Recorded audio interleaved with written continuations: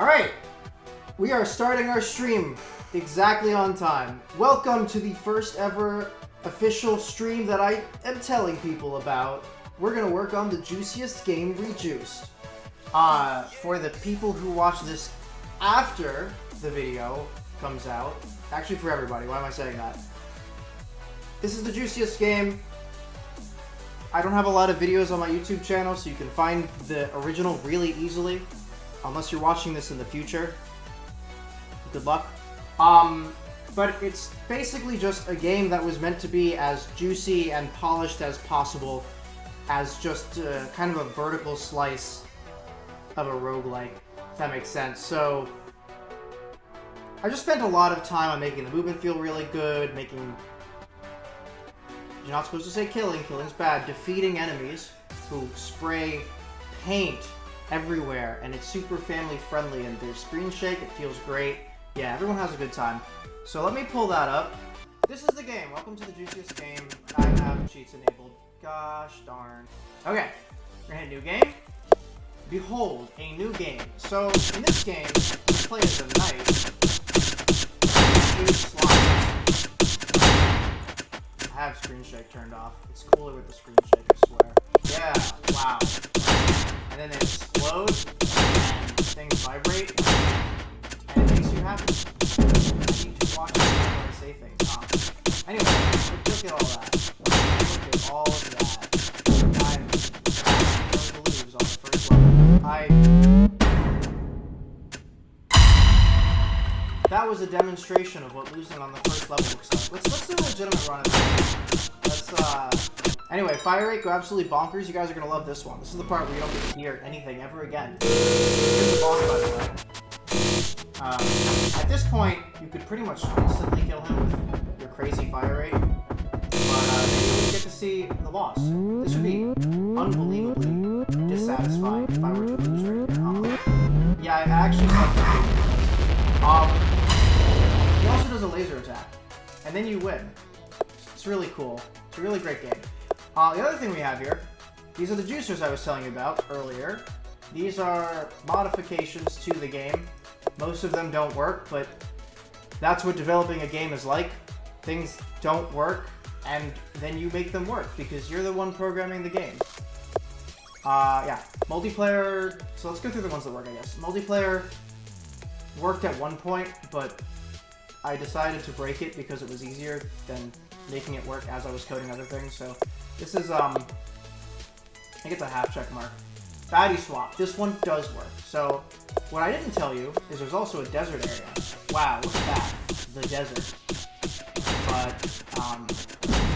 are there like 24 of these guys on floor 1? That's crazy. So now if you do baddie swap, if I go to the desert, look at that. It's the guys you've seen before. Extended adventure, you do both areas back to back. That one works. That one's pretty epic. Adds a child to every baddie after floor 2, so if you kill a slime, it explodes into a smaller slime. It's pretty epic. That one works. Alternate upgrades, this one does work. This one's pretty cool. I'll play with this one for a second. So, density does not work. I don't think we're going to keep density. I think we're looking for a different upgrade to replace this one, but these other two do work. So roll, right-click to roll past projectiles with a short cooldown, but watch out for baddies. This one works great. And then briefly freeze baddies. Frozen baddies cannot move and take 2x damage. So I'm going to start with roll, because I think that one's really cool. If I get freeze again, I'll do that one. But check this out. So if I'm about to get hit, I can roll past it. But if I hit a baddie, then it breaks me out of the roll. I just realized I'm on 1 health. I shouldn't have done that just yet.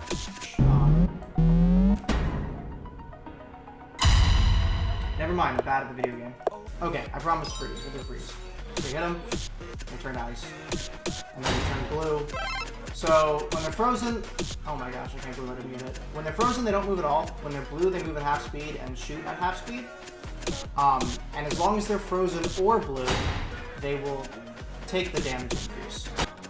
Oh, I'll be cheating a lot to give myself infinite health and things while I'm testing stuff, so hopefully it'll be less painful watching me die every 2 seconds.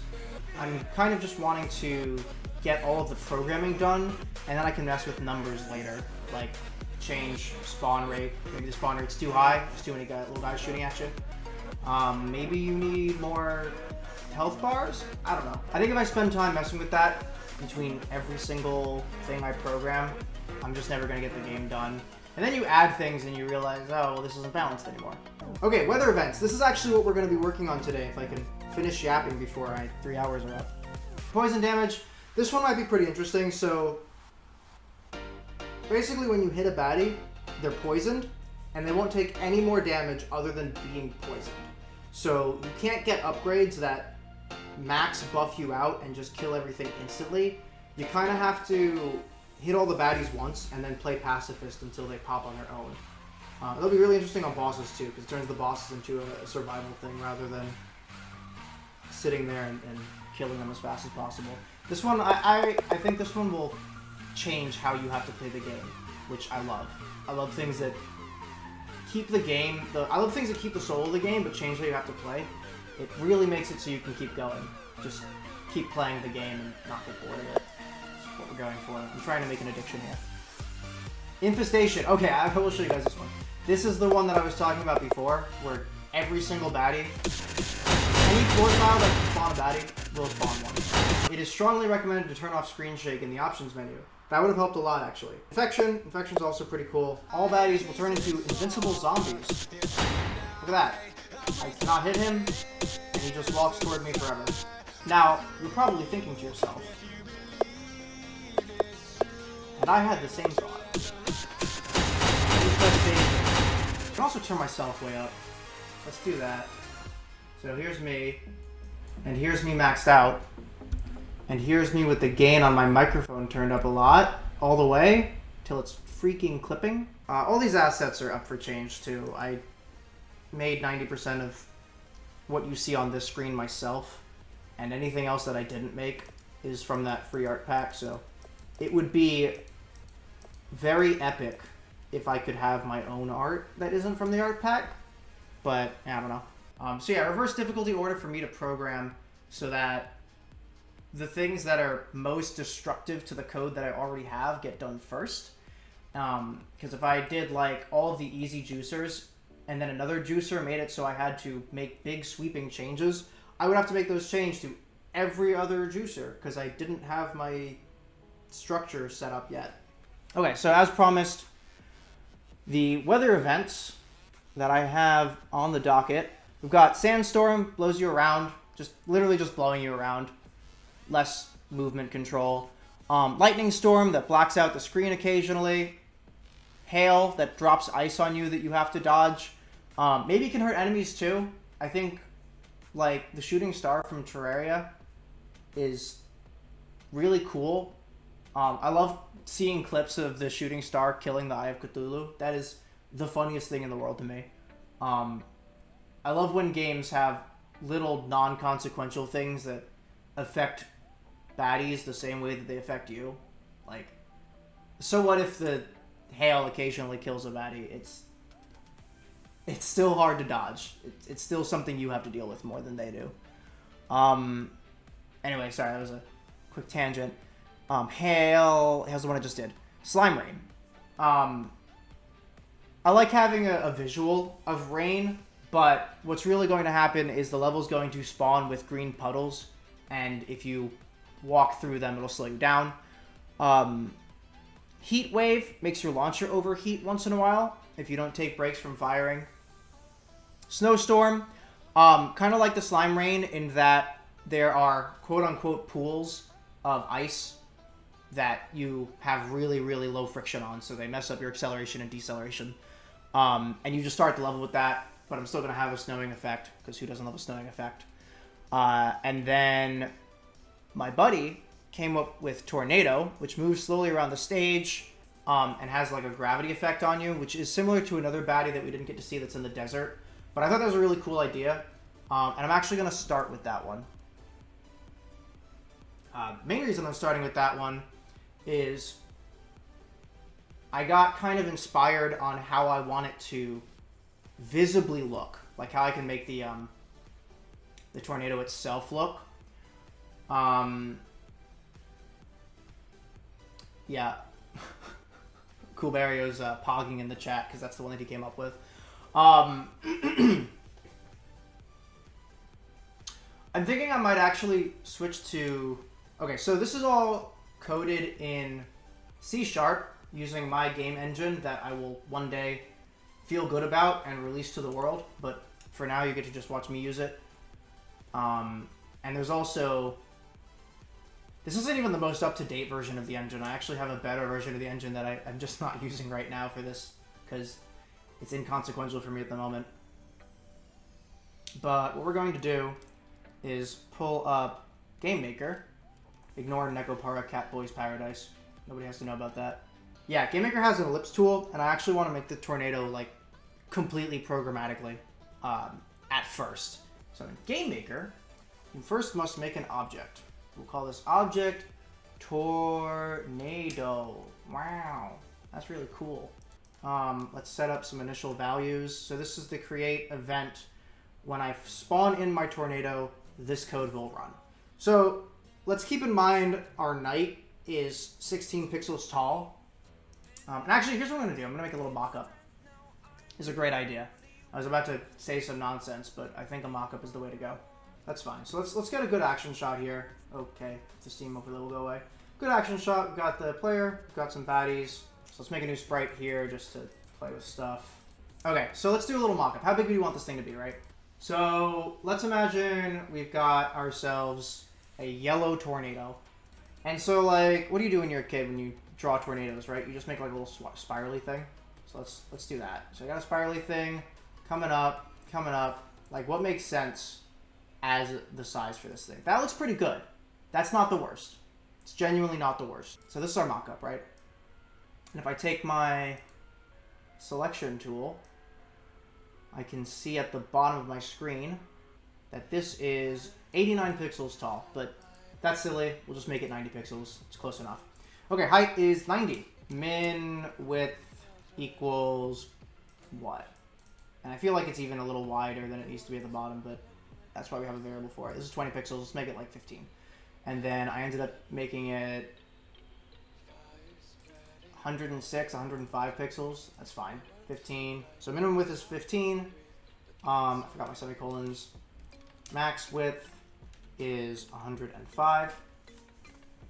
And that's kind of all I care about. So we're going to start with a linear curve.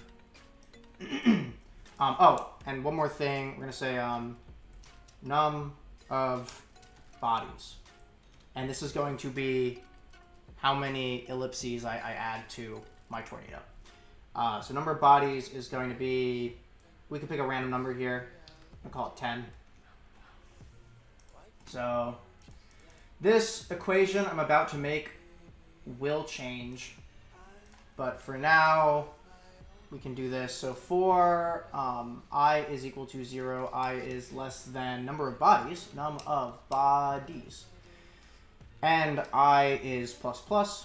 What we've got here is we can use the number of bodies as the denominator for a scale factor on these ellipses.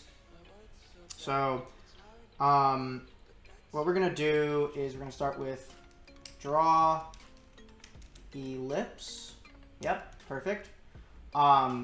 This is going to be, so it's going to be centered on the object's position. So it's going to be x just by itself. But then it's going to be, so I0 is going to be the floor. So it's going to be y plus I times, so we have this height here, 90. We want the last body to be at position y minus 90. And we want the first one to be at position y0. If you imagine you have position 0, let me do this, position 0 and position 10. And you want to shove 9 little guys in there, right? So when I is equal to 9, then our output, we'll say our negative y, needs to be that 10. And since computers go from down is positive y, this negative 10, so minus y is going to be equal to 10. It's kind of a obtuse way of showing that, but what times 9 is equal to 10? Well, 9 divided by 9 times 10 is equal to 10. And I know that sounds like a joke, but let's see where these numbers are coming from. So this 9 is actually our I. This 9 is our number of bodies. And this 10 is our height. Which in this case is, I went to Visual Studio. In this case our height is 90, right? So what I'm actually going to put in here is I times height, so H-E-I-G-H-T, divided by our number of bodies. So num of bodies. And oh, ellipses are not like circles. Okay. Circles in GameMaker, you have a center point, and then you have a radius. But in this, we have y1, x1, and x2, y2. So if you imagine you have a rectangle, and you have an ellipse inside of that rectangle, then this point is x1, y1, and this point is x2, y2. So we don't get the center and like a height and a width. Rather, we just get these 2 points. So we're going to have to do a little additional math to get all the values that we want. So I wanted, since this game is kind of in perspective, I wanted the center point of the ellipse to be the actual position of the tornado. And I think that's what's going to be the most visually identifiable for the player. And if it's not, I can always shift it up and down just later, visually. Like, it's that part takes 2 seconds. But we just need something to start with. So, rather, let's make a new set of variables here. This is going to be center x is equal to x. Center y is equal to what we just created. And what I wanted to do is I wanted my first ellipse to be the minimum width, and I wanted my second ellipse to be the maximum width. But that, I might be getting a little too far ahead. Let's just do a let's just do constant size ellipses so that it's easy to digest what's happening, and I'm also less likely to make a coding error and spend 2 hours debugging instead of making a really cool tornado effect. Okay, so see, this is interesting. I'm going to have to worry about perspective here. You know what? We literally have a mock-up here. That's the tornado I want. What is the ratio of squiggly swirlies that I used? I think that perspective looks pretty good. So the ratio here is going to be y is 36, x is 97, and then over here y is 41, and x is 17. And I apologize if you can't see these tiny numbers at the bottom of my screen because it's a 4K monitor. That's why I'm reading them out loud. So we had 36 and 97. So I'm going to pull up a calc. That's slang for calculator, by the way. And it's like a 2.69 nice result. Maybe we just make it a 3. Make the ratio 3. It's pretty high. In the past, I've used like a 2. But again, I mean, that's the beauty of doing it with code rather than drawing it. I can change this. Let's do ratio of 3 and call that good for now. Okay, so ellipse height is equal to min width divided by 3. This is not a great way to do it. Well, actually, I can just put it outside the for loop. Anyway, center x minus ellipse height divided by 2. It's the exact, oh my gosh, it's the exact same concept. And we're going to do the same thing here for x2 and x2 and y2 rather. x2 and y2. We're going to add our values. So now we've got x1, y1, x2, y2, and because this is a tornado, for now I'm going to set the outline to be false. And we're going to finally run this. Oh no, we're not going to run it. I have to do this thing called create a room. If you've used Unity, I think Godot also, they're called scenes. I called them scenes in my engine too because I think that's what people are familiar with. We're going to call this room tornado. Okay, so This is basically what happens when everything I say is nonsense and doesn't work. Well, first of all, I said this was going to be an outline, and that should be true. Second of all, oh my gosh, I did the thing. Notice how, even for Y1 and Y2, I'm using center X. Okay, that's better. Right, and then the one thing I forgot to do was, like we said before, this is negative Y. So when I am adding my I times height divided by number of bodies, I should actually be subtracting it. Okay, so there's our tornado. I think what we've learned here is that 10 is not enough bodies. But in the meantime, I can actually screenshot this and verify that our math was correct. Okay, so if we measure from the top to the bottom, it is 344. But remember, we are zoomed. Wait, are we zoomed in? We're not zoomed in. Oh, that's interesting. GameMaker knows that your view is zooming in and will automatically fix dynamically generated values. So this ellipse is dynamically generated, and it's generating at full resolution rather than our zoomed in resolution. There's a few ways to fix this, but what I'm going to do is draw this ellipse to a canvas or a surface if you're using GameMaker, which I am, and stretch that out. And then GameMaker won't have any choice or any ability to fix it, because it'll already be, Canvas will just hold the pixel color value, and GameMaker is just straight up drawing that to the screen. Surf equals surface create. And we chose 150 by 150. These values don't really matter. I'm going to do surface set target is going to be surf. So this says we're drawing to our surface rather than to the screen. Draw clear alpha. Listen. Sorry, the music in the background. Draw clear alpha is going to be C black with an alpha of 0 so that it draws transparency to the screen. Okay, then we can draw all of these things. X and Y value are no longer X and Y. They are instead the values that I set here, which are 75 and 120. Which, yeah, 75 and 120. So now we're going to do surface reset target, which sets our drawing surface back to the actual visible screen surface that we can see. And then we're going to do draw, draw surface surf. And then it's going to be, so if we think about the X and Y position, it's here, but we actually added 75 to it. So we need to subtract 75 and subtract 120. So what I'm actually going to do is we'll do like a surf X is equal to, because you don't want to have too many floating values here. It'll get too confusing. Surf X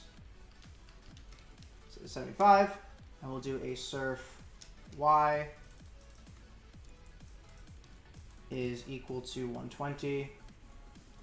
And when I'm drawing my surface, I just have to subtract surf X to make up that distance. And same subtract surf Y. And that's the dealio. So now we have a surf. So we've drawn the surface. Last thing we need to do is surface free, because we're not reusing the surface every frame. We're creating a new one every frame. And surfaces are permanently stored in memory until something deletes them, which can happen randomly, but not randomly enough, because this will cause your game to run out of memory and crash. Oh, it should be our actual position minus surf X and surf Y. This is our actual tornado. So this is 348 tall. Let's go 348 divided by 4 is 87.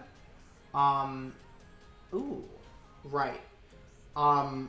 We don't actually get to a point where I is equal to the number of bodies, because I is exclusively less than the number of bodies. So what we really need to do is divide by number of bodies minus 1. So if my number of bodies here is 10, when I is equal to 10, this code doesn't run because I is no longer less than 10. So the last time this runs is when I is equal to 9.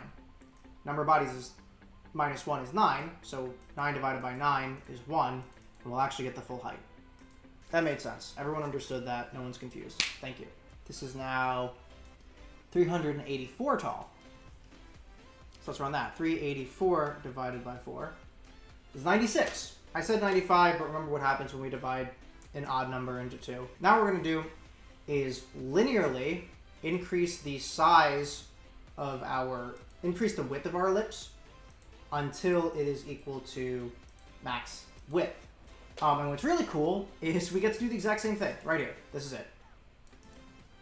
So our ellipse height is now a changing value. So now we can bring it back in. We got ellipse height. Because it's no longer min width, it is now our current width. Okay?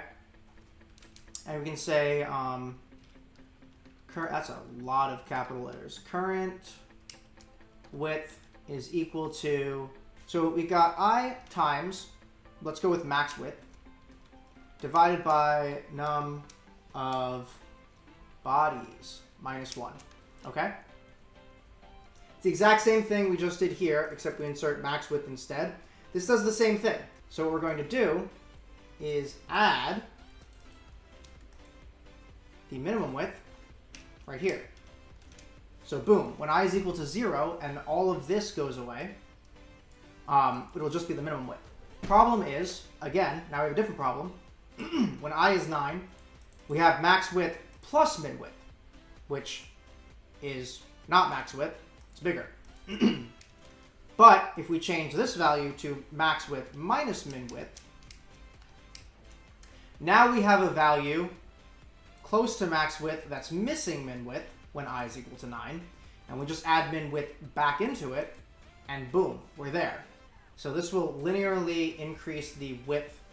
Well, it will get us the value that is the width of our ellipses as we are linearly increasing them from bottom to top. Mouth vomit, word vomit. So current width is this. So now all of these things that say min width, we want to replace them with current width because that's what we're actually using. And if this did work, I'm going to take a 2-second break to get water. Genuinely should take me very little time. Okay, so this is actually a really common problem. If you noticed, width is not spelled width. There it is. That's our tornado increasing in width.